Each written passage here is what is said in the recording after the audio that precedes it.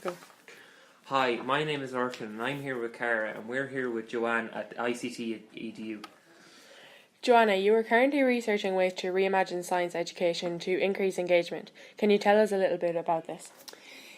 Yes, I first started to look at the whole idea of making science more accessible when I was teaching young people who have literacy challenges or find reading quite difficult, but who all needed to pursue some type of science qualification or training in further education, but weren't going to make it because of literacy. Also, I think, because I'm not a science teacher myself, but in terms of how I was trying to support young people with the academic language of science, I think that in terms of how it's designed and delivered, it doesn't appeal to many young people who are excluded from what science can do and the potential of science. So I started to look at ways in which we could, first of all, address the language of science, which is a prohibitive barrier to many young people, and then also to look at how science works on a daily basis and can help us to improve our lives.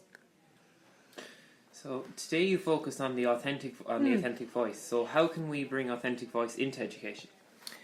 Well, I think we all have a voice, and all voices are authentic.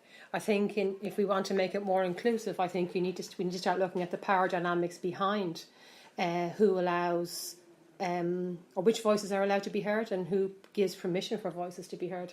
So I think that actually comes down to each individual in terms of being aware in terms of your own beliefs and where you stand in society in comparison to other people. How you judge or compare yourself to others has a significant impact. So I think technology has huge capacity to enable us to facilitate this. Pricing points are cheaper. I'm sure all your friends have got, tablets and smartphone technology, which wasn't the case even 5 years ago. But actually, who controls the narrative? Who asks people their opinion? These are some of the many questions that we need to ask.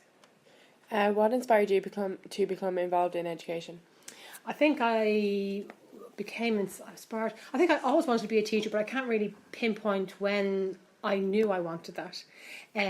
But I was very, maybe impressed is the wrong word, but I really kind of felt great sympathy for my parents, watching them struggle their entire lives, because I was the oldest child, and having to read letters and speak to people. And my mammy was going around doing church collections, and if she had to write anything, I'd have to go with her because she'd be afraid that people know she couldn't write. Although she can write, but there's just lack of confidence. So I suppose I knew I was going to become a teacher, but I didn't know what point. But it was really about helping those, like my parents' generation, who still are in schools today with young people who underachieve or don't like school or whatever it is. And that was the reason why I became a teacher, really. And what do you think is the greatest challenge in education? Oh, the privatisation of education. Okay. That's it, full stop.